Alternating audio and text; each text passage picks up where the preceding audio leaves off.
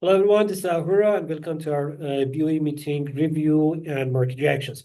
As you know, today it was the central bank's meeting in United Kingdom, the continuing of the central bank's meetings. Earlier today, we had a central bank meeting in Brazil as well, where BCB held the interest rate at 15% as was expected.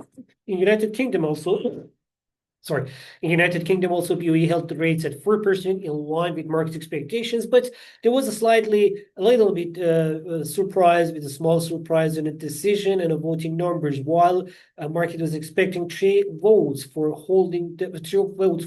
cutting the rates by 25 basis points. Four members they voted for rate cut, and five members against six members voted for holding the current rates. The reasons. Maybe it's because of what they explained in the statement. Generally, the central banks believes that the underlying surprises and underlying risks for higher inflation is already controlled. The main inflation movers in the United Kingdom was the service sector and the payments, the salaries, and also generally wages.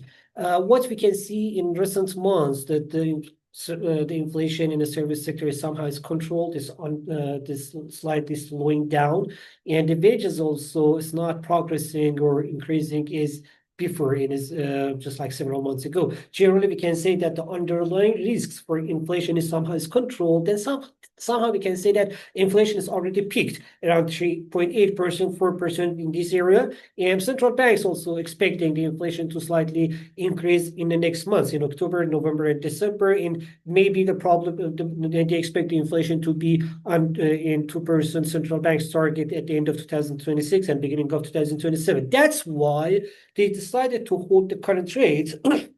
But with the number of the voters, with the changing between the voters' numbers, we can say that the central bank somehow gives this signal that probably they can cut the rates in the last meeting of the year, maybe in December, probably, and that's the reason that we can say that the market can take this decision as a dovish decision, as a dovish signal to the markets. So generally, the markets accepted as a dovish sentence, as a dovish statement, as a dovish decision. Why? Because the numbers of the because of the change between the numbers of the voters in the central banks. So now we can say more members, more policymakers in MPC, Monetary Policy Committee of Bank of England, they think that they have to go towards dovish policies and cut the rates.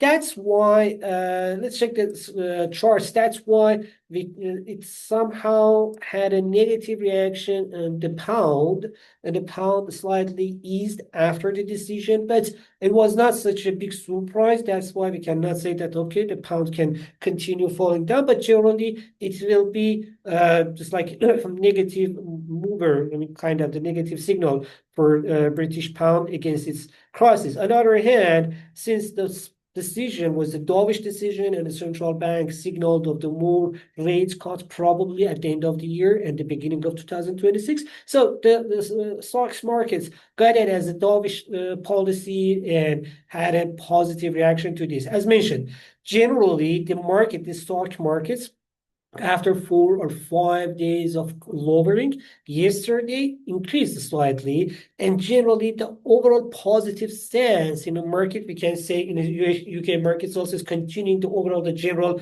global stock markets. Somehow the tendency, the general global stock markets environment and the positive environment, but this decision also supported this feeling in the stock market in United Kingdom, London, that okay, the central bank now finally ready to cut the rates and to start this way. However, this decision for now they didn't change the rates. That's why. Yeah, in our outlook, it can be somehow the dovish decision, but for that it didn't change. That's why the stock market's reaction also was not such a such a big reaction. Or we can say, okay, now with this decision, the stock market in the United Kingdom can move further. However, nothing happened. Just it was the feeling of this dovish stance, but just a feeling of a dovish stance, not any dovish decision. That's why the market's reactions also was very, very limited. As it was the central bank decision in United Kingdom, we cannot expect that this decision to make a big changes in other markets, but the biggest market that it may somehow affect it is the gold market.